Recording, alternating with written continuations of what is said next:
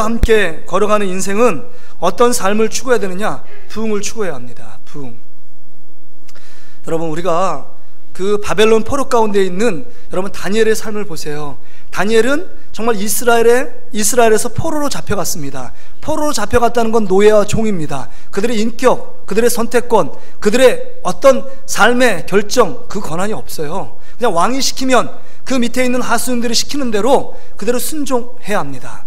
그럼에도 불구하고 노예로서 팔려간 다니엘과 세 친구 사드락, 메삭, 아벳느고는 하나님 앞에 뜻을 정합니다. 내가 하나님의 영광을 위하여 거룩한 삶을 살기로 결단합니다. 그 결단함 가운데 수많은 어려움이 찾아옵니다. 수많은 시험이 찾아옵니다. 그러나 그 가운데 하나님과 함께 동행함으로 말미암아 그 가운데 하나님 모든 믿음의 역사를 통해서 하나님의 뜻과 하나님의 기적을 창출하는 축복의 주인공으로 우뚝 선 줄 믿으시기를 주의 이름으로 축복합니다. 여러분 2018년도를 달려가길 원하는데 2주 됐는데 여러분 어떻게 2018년도에 어떤 계획과 어떤 힘과 어떤 지혜와 능력으로 달려가기를 원하십니까? 2016년도 그랬고 2017년도 변화 없었는데 2018년이라고 또 다른 변화가 있겠습니까? 라고 반문하실 분도 있을지 모르겠는데요, 여러분, 우리가 다시 한번 하나님이 주시는 은혜를 생각하며 달려가자는 겁니다. 세상은 만만치 않게 엘라 골짜기의 골리앗처럼 집채만한 그 큰 크기로 우리를 두렵게 만들고 우리를 불안하고 초조하게 만듭니다. 그런데 여러분을 향한 경쟁력은 무엇입니까? 여러분 세상에서 무엇을 갖고 나가시길 원하십니까? 바라기는 하나님 아버지를 앞세우는 저와 여러분의 삶 되시기를 주의 이름으로 축복합니다. 하나님이 우리의 경쟁력이에요. 하나님을 믿는 믿음 가운데 다니엘과 사드락, 메삭, 아벳느고가 10일 동안 채소를 먹는 사람과 왕의 진미를 먹는 사람을 테스트해보래요. 그래서 하나님의 은혜 가운데 왕의 진미를 먹는 자들보다 얼굴이 더 윤택해지잖아요. 그 가운데 믿음으로 결단하니까, 믿음의 모험을 떠나니까 하나님께서 그들의 인생을 책임져 주신 줄 믿습니다. 이제 여러분 2018년도에 다시 한번 하나님이 행하실 놀라운 역사를 바라볼 수 있기를 주의 이름으로 축복합니다. 나 자신을 바라보고 나의 연약함과 나의 부족함과 나의 없음을 바라보며 신세한탄하며 남들을 비교하는 우리 인생이 아니라 우리를 통하여 역사하시고 우리와 함께 하시며 우리를 구원하기 위해서 십자가에서 살을 찢고 피를 흘리신 그 하나님의 은혜와 예수 그리스도의 사랑을 힘입어 믿음으로 결단하며 출발하는 저와 여러분의 삶이 되시기를 주의 이름으로 축복합니다. 여러분 2018년도에는 여러분들이 정말 상상하지 못했던 정말 여러분 가운데 믿음의 전성기가 왔으면 좋겠어요. 여러분 히딩크가 우리가 4강까지 올랐지만 그 말을 했잖아요. 이탈리아 16강에서 8강 올라갈 때 이탈리아를 극적으로 2대1로 승리했습니다. 근데 기자들에게 하는 말이 뭐예요? 아직도 나는 승리가 목마르다, 이렇게 말했습니다. 우리의 삶 가운데 하나님을 향한, 주님을 향한 그 간절함이 목마를 수 있기를 주의 이름으로 축복합니다. 하나님을 찾으면, 하나님을 앞세우면 우리 삶 가운데 여러분이 상상할 수 없는 하나님의 놀라운 축복이 여러분 삶 가운데 펼쳐지게 될 줄 믿습니다. 여러분 안 되는 거, 힘든 거, 어려운 거 해서도 안 됐다, 그렇기 때문에 도전하고 포기하지 않는다, 이제 그것이 아니라 다시 한번 믿음의 그 걸음을 내딛고 그 다음에 안진뱅이 신앙에서 다시 한번 올라가 하나님 주시는 은혜로 말미암아 우리가 하나님 앞에서 하나님이 행하시는 놀라운 역사를 볼 수 있기를 주의 이름으로 축복합니다. 그러기에 부흥이 필요해요. 우리 부흥의 어모석 장로님 7번의 집회를 봤잖아요. 한 사람이 하나님의 부흥을 경험하니까 전 세계를 정말 다니면서 2300회 부흥 집회를 인도하고 영혼 사랑하는 뜨거운 마음들을 고치시키는 놀라운 역사를 봅니다. 바라기는 이 시간에 말씀을 듣는 여러분 중에 그 한 사람이 되어 내가 변화되어 하나님 앞에 귀하고 멋지게 쓰임받는 하나 되시기를 주의 이름으로 축복합니다. 그거밖에 없는 것 같아요. 어떤 분 그럽니다. 부흥, 목사님, 그거는 시대착오전 발상입니다. 부흥은 끝났습니다. 60년대 70년대 부흥을 얘기해야지 지금 21세기 가운데 교회가 모두 쇠락해 가는데 무슨 부흥이냐고 말하시는 분이 있을 겁니다. 그러면 여러분 반문하고 싶어요. 하나님이 죽었습니까? 하나님이 시퍼렇게 살아계신 줄 믿습니다. 하나님이 살아계시기 때문에 부흥은 내가 주도해서 내가 동력으로 부흥하는 것이 아니라 하나님이 나에게 임하시면 부흥이 일어나게 될 줄 믿습니다. 어떤 분 또 그러세요.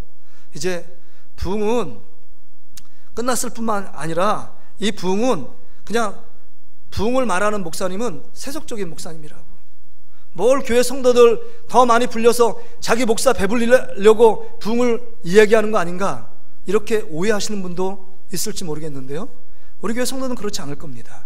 여러분, 제가 제 배 불리기 위해서 부흥을 말하는 것이 아니라 여러분의 인생을 한번 생각해 보세요. 평생 살아오면서 정말 하나님을 정말 귀하게 인격적으로 만났고, 정말 콧물을 흘리면서 하나님이 나와 함께 계시고 나를 통해서 역사하시고 나를 사용하셨고 나를 통하여 하나님 호흡하셔서 하나님이 놀라운 은혜의 발걸음으로 우리를 인도하신 적이 단 한 번이라도 있느냐 하는 겁니다. 우리의 예배는 여전히 메말라 있고, 우리 기도는 응답이 없고, 우리 찬양의 기쁨이 없고, 신앙생활도 언제 모르게 형식과 외식에 치우친 우리의 모습이 아니냐 하는 겁니다. 이제는 그것을 탈피하고 이 만만치 않은 사단이 우리의 영혼을 호시탐탐 노리고 있는 이때 하나님 주신 부흥이 여러분 가운데 임할 때만 세상을 능히 돌파하고 세상 가운데 하나님의 자녀로 멋지게 승리하는 삶을 살게 될 줄 믿습니다. 그거예요. 이제. 그래서 부흥이 필요한 겁니다. 부흥이라는 사전적인 의미는 다시 일어난다는 거예요.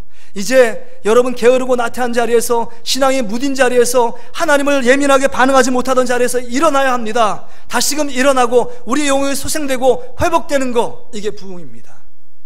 하나님을 뜨겁게 만나면 이런 놀라운 역사가 여러분 삶 가운데 넘치게 될 줄 믿습니다. 마음이 뜨거워져서 어쩔 수 없어서 하나님 전에 나가지 않으면 안 되고, 하나님께 기도하지 않으면 안 되고, 하나님 앞에 내 인생을 구원하신 하나님께 봉사하며 헌신하는 것이 나의 기쁨이 되고. 주일날 오셨는데 여러분 어떤 목적으로 오셨습니까? 사람 만나러 오셨습니까? 아니면 예배 한번 드려주기 위해서 오셨습니까? 예배의 목적이 뭘까요? 하나님을 만나야 합니다. 그 하나님 만나지 않고서는 우리의 삶, 늘 우리는 실패의 자리로 나갈 수밖에 없습니다.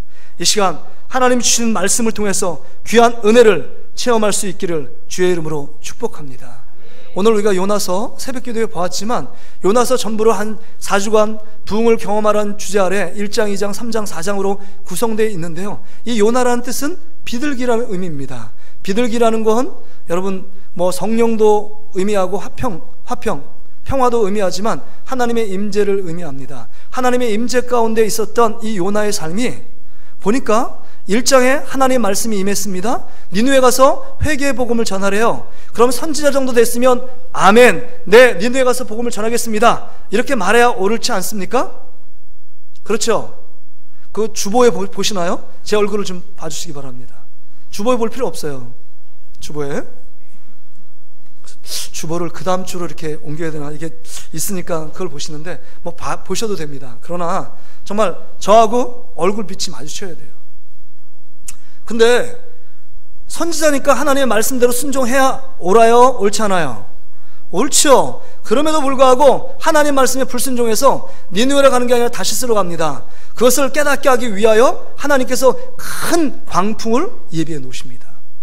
그래서 어찌됐든지 하나님께서 선택하고 하나님께서 붙드신 그 요나를 포기하지 않고 끝까지 2장에 보면 큰 물고기를 준비합니다. 물고기 안에서 살려달라고 회개하며 울부짖습니다. 그래서 하나님께서 그 기도를 들으시고 3장에 다시 한번 요나에게 말씀이 임하고, 그 다음에 니느웨 가서 회개의 복음을 선포합니다. 3일을 해야 되는데 민족적인 그 편견이 있어요. 왜냐하면 아수르가 앞으로 이제 북이스라엘을 멸망시킨 나라 아닙니까? 그리고 이 아수르가 얼마나 극악하고 포악했는지 사람을 죽일 때 그 역사 기록을 보니까 이렇게 사람을 4말뚝에다 그 사지를 묶습니다. 묶어가지고 말이 이렇게 사지를 찍어 죽인다 이렇게 했는데, 거기는요 이렇게 묶어가지고 그 다음에 칼로 갖다 살점을 도려내요.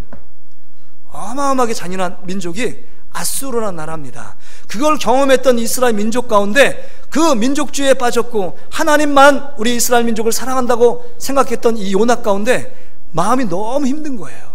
왜냐하면 그날에 가서 복음을 전하면 하나님은 자비의 하나님, 용서의 하나님, 사랑의 하나님이기 때문에 그 안에 이 말씀을 듣고 회개하고 돌아올 것을 알고 있었어요. 그러니까 기쁜 마음으로 못 갑니다. 근데 물고기 속에서 정말 살려준 게 은혜에 감사해서 니느웨에 가서 삶의 길을 복음을 전해야 되는데 딱 하루만 전합니다. 근데 하루만 전파했는데 정말 왕부터 모든 아이까지 모든 것을 다 제쳐놓고 굵은 베옷을 입고 죄를 뒤집어 쓰고 하나님 앞에 회개해요. 그래서 3일 동안 금식하며 회개하는 그 모습을 보고 하나님이 징계와 저주를 내리지 않고 그 민족을 살려줍니다. 살려놓고 난 다음에 문제예요. 요나서 4장에 보니까 그거 해놨다고 요나가 하나님을 향하여 원망하고 불평합니다. 하나님, 내가 그럴 줄 알았어요. 어떻게 저 극악무도한 민족을 다 진멸하고 죽이지 않고 그렇게 살려둘 수가 있습니까? 내 생각은 도저히 이해가 안 됩니다. 하나님 왜 그러셨어요? 그러면서 이렇게 하나님께 원망합니다. 내가 내 뜻대로 안 되는 걸 보니까 내가 사는 것보다 죽는 게 낫습니다. 나를 좀 죽여주세요 라고 얘기합니다. 4장 3절 8절 9절 3번씩이나 나를 좀 죽여달래요. 그러면서 그 민족도 정말 12만, 앞을 좌우를 분별하지 못한 아이만 12만이고 어른들 추산하면 한 100만이 되는데 그 100만의 영혼이 얼마나 중요하냐? 네가 이렇게 분내는 것이 여러분 합당하냐? 그러니까 이 요나가 뭐라 하는지 아세요? 내가 죽을지언정 내 고집, 내 생각이 합당합니다, 이렇게 주장하는 선지자가 요나였어요. 무슨 말이냐? 요나의 모습이나 우리의 모습이나 똑같다는 거예요. 예수 그리스도를 믿어 하나님의 자녀가 됐는데 늘 우리는 곁길로 갑니다. 불순종해요. 늘 내 생각 안에 갇혀있는 우리의 모습들을 봅니다. 이게 요나의 모습이에요. 어찌 말하면 가장 인간적인 선지자가 요나고 가장 인간적인 냄새가 나는 야곱의 모습과 거의 흡사한 선지자가 요나입니다. 요나가 문제라는 거죠. 그 요나가 현대판 자화상이에요. 우리의 모습입니다. 그렇다면 이 요나 가운데 하나님께서 어떠한 부흥의 역사를 이루셨는지를 함께 생각해 보면서 나도 변화되고 하나님 주시는 부흥을 체험해서 하나님 앞에 멋지게 쓰임받을 수 있기를 주의 이름으로 축복합니다.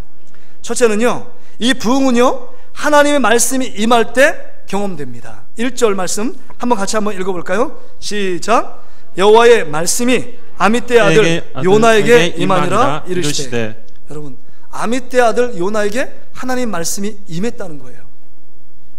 아니 목사님, 선지자에게 하나님 말씀이 임한 게 당연하죠. 뭐가 그게 부흥의 시발점이 되고 부흥의 시작입니까? 근데 여러분 생각해 보세요. 여러분 사사기 시대의 사사기 암흑기, 그 사사기 시대 가운데 여러분 부흥하는 시대와 그 다음에 영적으로 침체하고 영적인 타락기에 분명한 극명한 차이는 뭔지 아세요?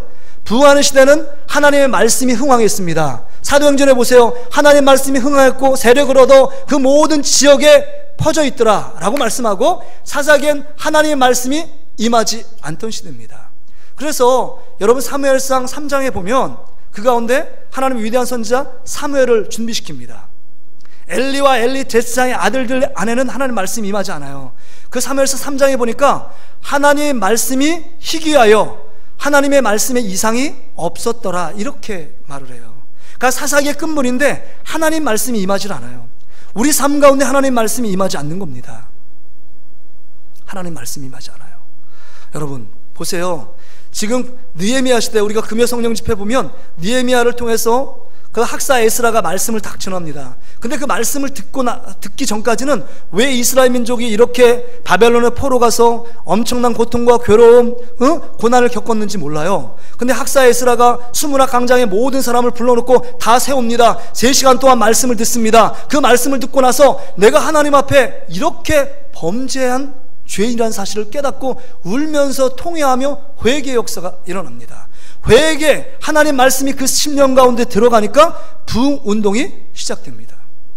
요시아의 개혁도 마찬가지예요. 우연찮게 성전에 들어갔다가 율법책을 발견합니다. 그 율법책을 말씀을 그 가운데 읽는 가운데 하나님의 말씀이 자기에게 임하니까 그 가운데 요시아의 부흥운동이 일어난 겁니다. 여러분 종교개혁도 마찬가지예요. 1517년대 마틴 루터가 이 정말 종교 지도자들에 의해서 성자들의 부패된 이 시대 가운데 그 정말 마틴 루터가 제일 먼저 한 것은 정말 깊은 성에 들어가서 숨어서 하나님의 말씀을 번역해요.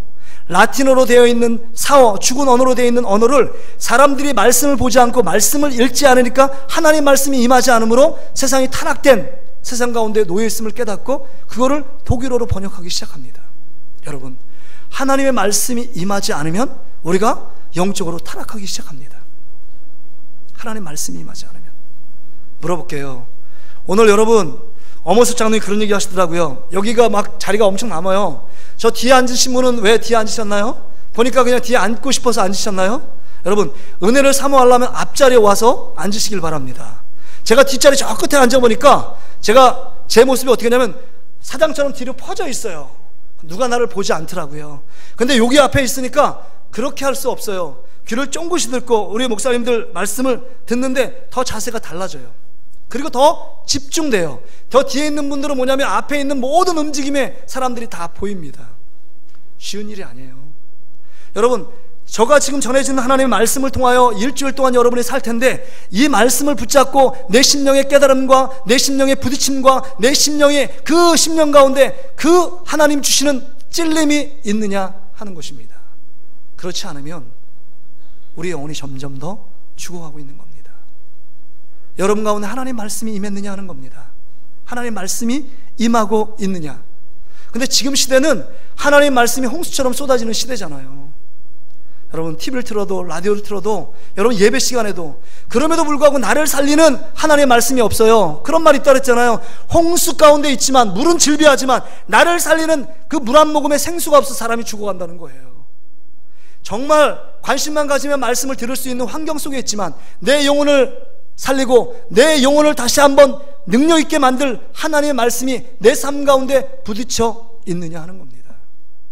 바라기는 오늘 말씀을 듣는 우리 사랑하는 성도들에게 이 말씀이 여러분 심령 가운데 잘 부딪힘이 되고 찔림이 되어 이 말씀 안에 승리하는 한 주간의 삶이 되시기를 주의 이름으로 축복합니다.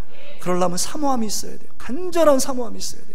내가 지금 이 순간에 말씀을 받지 않고 영적으로 내가 허기를 채우지 않으면 내가 일주일간 살 수 없다는 그런 간절함, 목마름, 절박함이 우리 안에 있어야 한다는 겁니다. 그렇지 않으면 우리도 영적으로 타락해 가요. 부흥은 하나님의 말씀이 임할 때입니다. 지금 여러분 요나가 하나님의 말씀이 임했어요. 근데 이 요나는 불순종한 게 문제입니다. 그 시대에 여로보암 2세 때 북이스라엘에 정말 경제가 부흥합니다. 경제가 부흥하니까 육적으로 영적으로 타락한 시대 가운데 있어요. 이 여로보암 2세가 하나님 앞에 악을 행한 왕이라고 얘기합니다. 그런 가운데 선지자 요나에게 하나님 말씀을 임한 건 특별한 축복이에요. 근데 그 말씀 앞에 불순종하고 있습니다. 여러분, 바라기는 우리 성도들이 하나님의 말씀을 하나님의 말씀으로 받는 놀라운 축복이 여러분 삶 가운데 넘치시기를 주의 이름으로 축복합니다. 정말 한 해를 인도할 말씀, 오늘을 인도할 말씀, 한 달을 인도할 말씀을 받으셔야 돼요. 그 말씀이 받을 때 내 안에 기쁨이 있어요. 그래서 오늘 285장 주의 말씀 받은 그날 참 기쁘고 복되도다. 그 주님의 기쁨을 온 세상에 전하노라. 이거예요. 하나님의 말씀이 내 안에 임할 때만이 우리 삶 가운데 기쁨이 충만하게 될 줄 믿습니다. 세상으로 충만한 것이 아니라 하나님 말씀 한 구절 한 절의 말씀이 있으면 내 영혼이 살게 되는 줄 믿습니다. 두 번째는요, 부흥은 여러분 3절의 말씀 한번 보세요. 3절 같이 한번 읽어보겠습니다. 3절에 시작. 그러나 요나가 여호와의 얼굴을 피하려고 일어나 다시스로 도망하려 하여 욥바로 내려갔더니 마침 다시스로 가는 배를 만난지라. 여호와의 얼굴을 피하여 그들과 함께 다시스로 가려고 백사슬 주고 배에 올랐더라. 여러분 여기 보세요. 이 요나의 실패가 말씀의 자리를 떠나니까 실패합니다. 여러분, 말씀의 자리를 떠났다는 것은 하나님이 원하시는 그 하나님이 계시는 임재의 자리를 떠나간 거예요. 말씀이 들어오지 않으면 여러분이 하나님이 계신 자리를 떠나서 세상의 자리로 가기를 기뻐해요.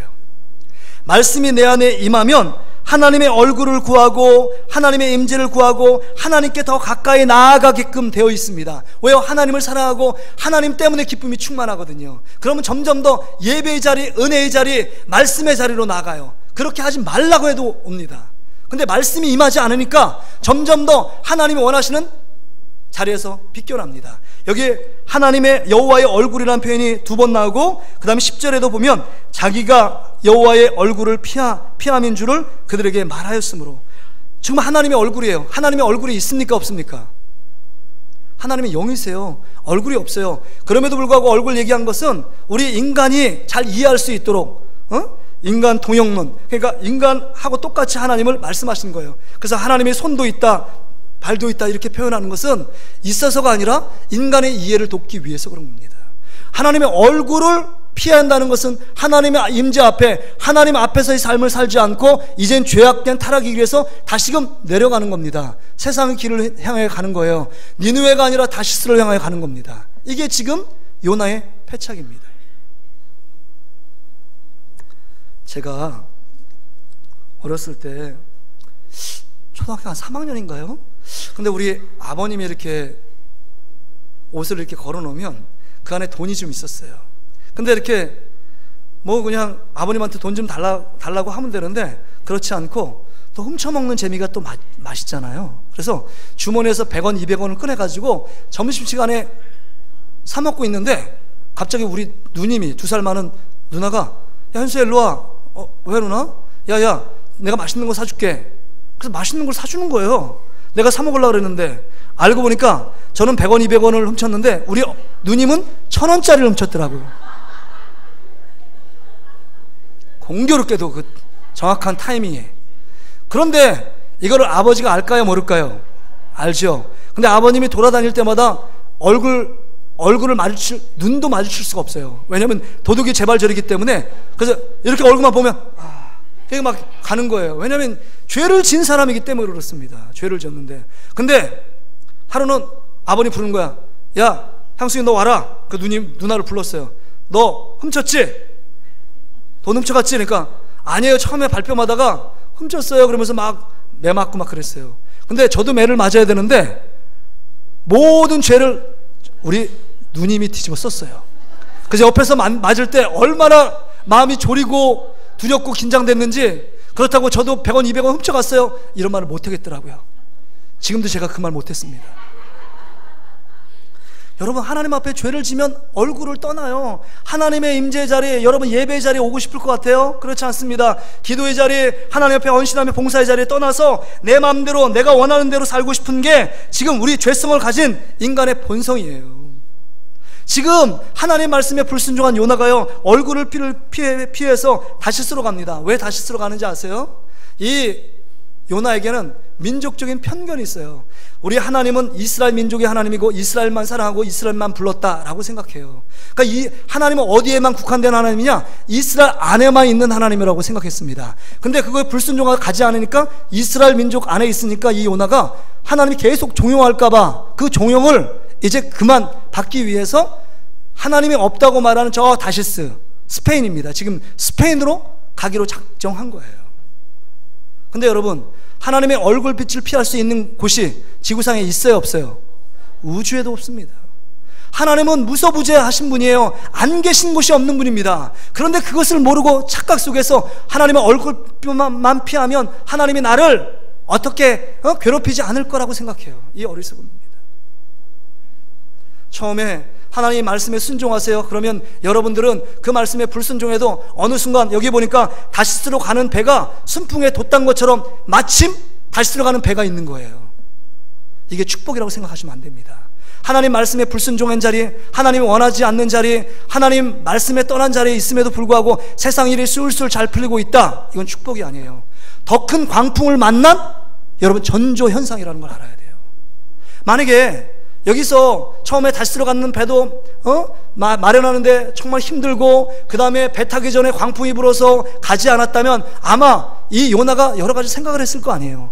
하나님의 뜻을 어기니까 이런 어려움을 만나는구나, 내가 다시 하나님께 나가야지, 이런 생각을 했어야 되는데 마침 순풍에 돛다듯이 딱 가니까 다시스 배가 없고 싹을 주고 다시스 배로 가는 거예요. 이것이 하나님의 뜻인가 보다. 그렇지, 니느웨로 가서 회개하는 건 하나님도 어쩔 수 없이 그거 원치 않으실 거야. 처음에 그랬지만 반드시 하나님도 후회하실 거야. 이렇게 생각한 겁니다. 이게 우리의 합리화예요. 죄를 합리화시키고 하나님의 낯을 피하여 나가는 우리의 모습이요. 이게 아담 하와, 인류 조상 아담 하와가 선악과를 따먹지 말라는 따먹었어요? 따먹지 않았어요? 따먹었잖아요. 그리고 나서 제일 먼저 했던 건 창세기 3장 8절이에요. 보세요. 창세기 3장 8절 말씀 띄워주세요. 말씀 띄워주세요. 창세기 3장 8절. 창세기 3장 8절에 보면 제가 읽어드리겠습니다.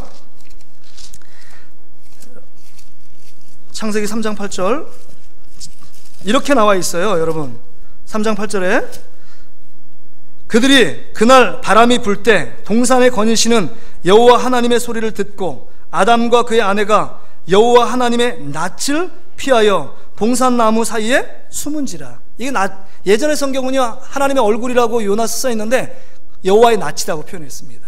그러니까 얼굴을 피하여 숨은 거예요, 죄를 지어서. 그러니까 우리의 모습이 어떤 모습이냐, 하나님의 은혜 받는 자리에 사모하며 나가지 않고 있다면 우리 안에 문제가 있다는 겁니다. 바라기는 이제 하나님 앞에서 부흥을 경험함으로 말미암아 우리 삶 가운데 집채만하게 하나님만 보이는 놀라운 축복을 경험할 수 있기를 바랍니다. 하나님만 바라봐야 돼요. 하나님이 커집니다. 성령 충만하고 믿음 충만하고 기쁨 충만하면 하나님이 커져요. 어떤 일을 해도 담대함 있고 기쁨 있고 즐거움 있습니다. 근데 신앙이 다운되잖아요. 영적 침체가 가운데 있잖아요. 그럼 뭐든지 불안하고 두려워하고 초조합니다. 이게 우리 삶의 패턴이에요.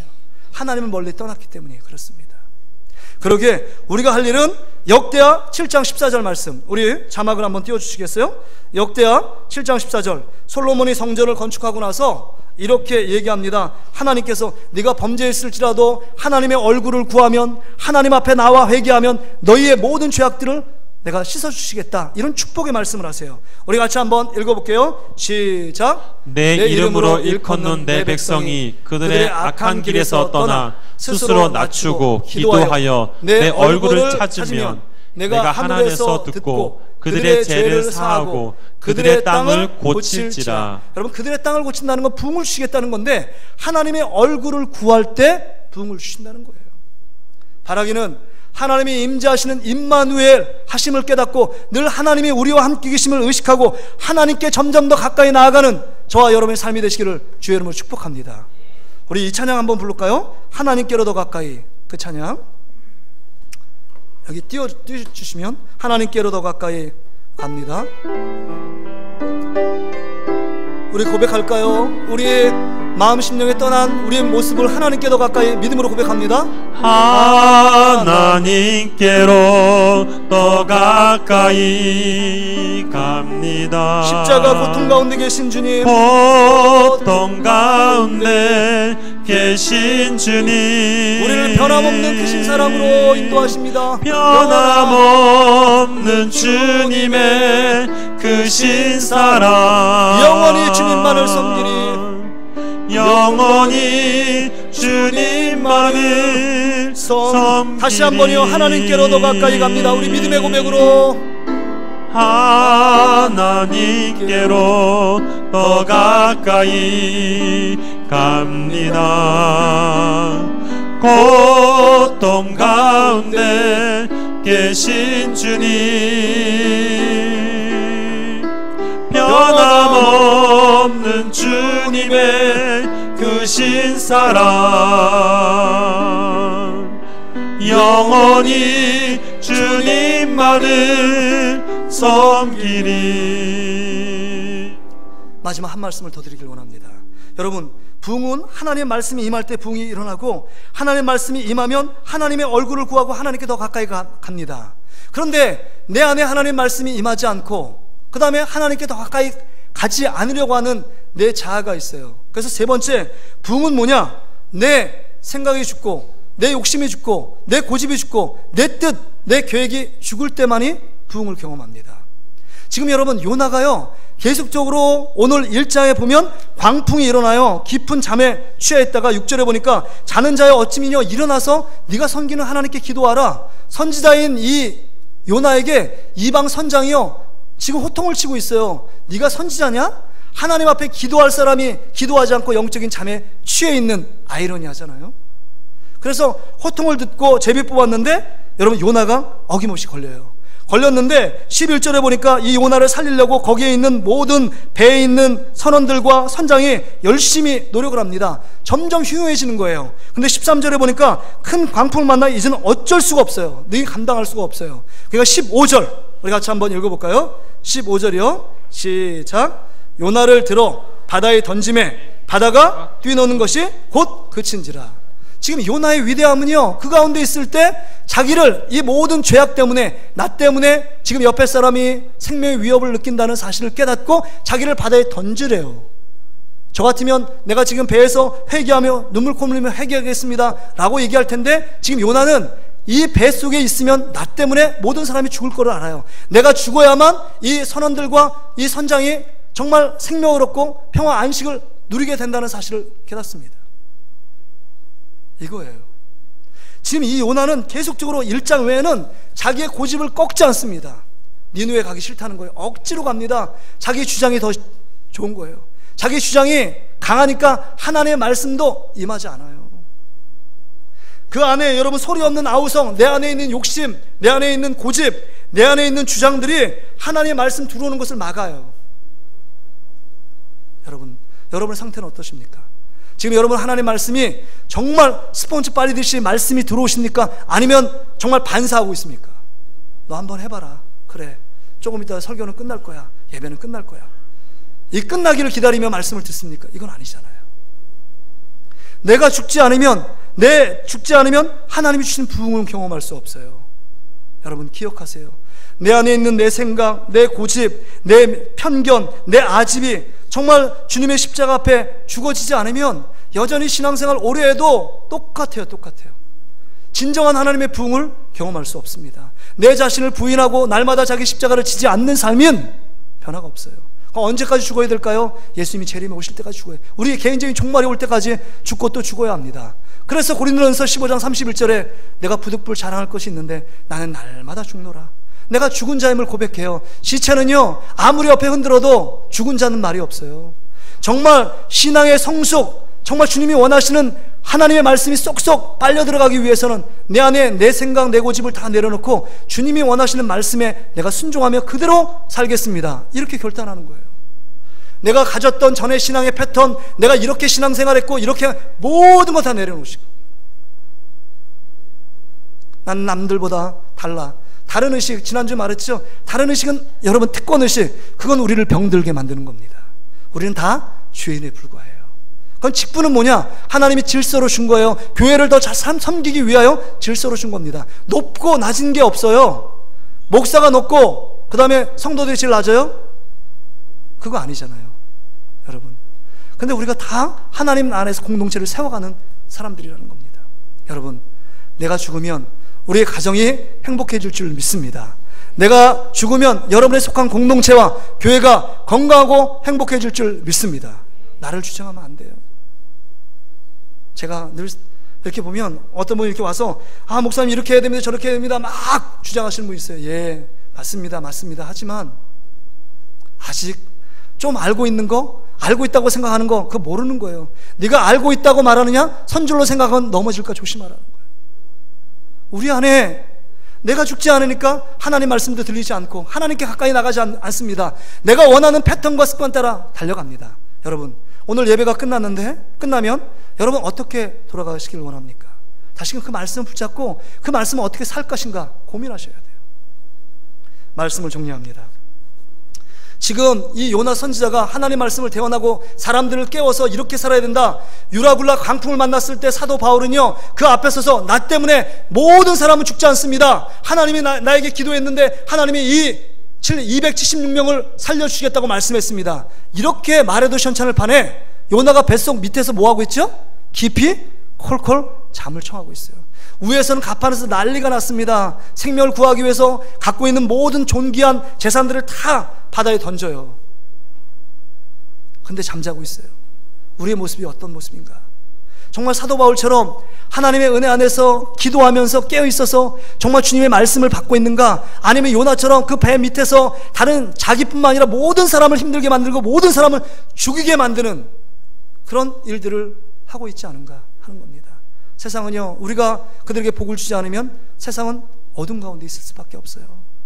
그들이 우리를 향하여 아우성입니다. 하나님의 복음, 말씀을 전해달라고 그럴 거예요. 어제 제가 어처구니 없는 일을 경험했습니다. 실제로 있었던 일이에요. 우리 염장로님이 9시 정도에 우리 임소령 권사님이 이렇게 전화가 와서 우리 염장로님이 잠깐 아프시대요. 그래서 제가 갔었습니다. 가서 제 아내 보고 당신 빨리 옷 입어, 같이 가자고. 처음에 두 사람이 출발했습니다. 두 사람이 출발했는데 염장로님 집에는 저 혼자 갔어요. 왠지 아세요? 급한 마음에 제 생각 안에 저것만, 그래서 혹시 우리 장모님 많이 아프신가 해가지고 걱정만 하고 있고, 내가 막 달려간 거예요.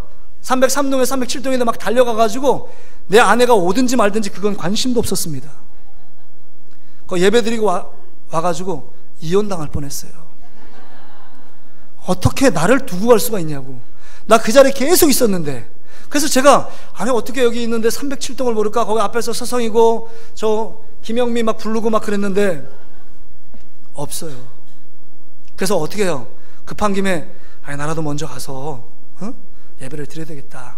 그래서 뭐 우리 다행히도 우리 장모님 별로 안 아프셔서 다 회복하고 기도하고 왔는데, 제가 그 생각하면서 돌아오면서 많은 생각을 했습니다. 여러분 보세요. 자기가 갖고 있는 생각에 사로잡히면요, 옆에 있는 하나님도 보이지 않고 옆에 주인 사람 하나도 보이지 않습니다. 내 생각만 온전히 절대적인 진리라고 생각하는 사람은요, 하나님 말씀이고 하나님이고 없어요. 여러분 어떠세요? 여러분의 신앙생활 어떠십니까? 나만 있어요? 그 가운데 나는 없고 그 안에 중심에 우리 예수님을 모셔드리는 저와 여러분의 삶 되시기를 주의 이름으로 축복합니다. 그것이 부흥의 시작인 줄 믿습니다. 같이 한번 기도하기를 원합니다. 오늘 주신 말씀 기억하면서 하나님 말씀이 임하기를 원합니다. 하나님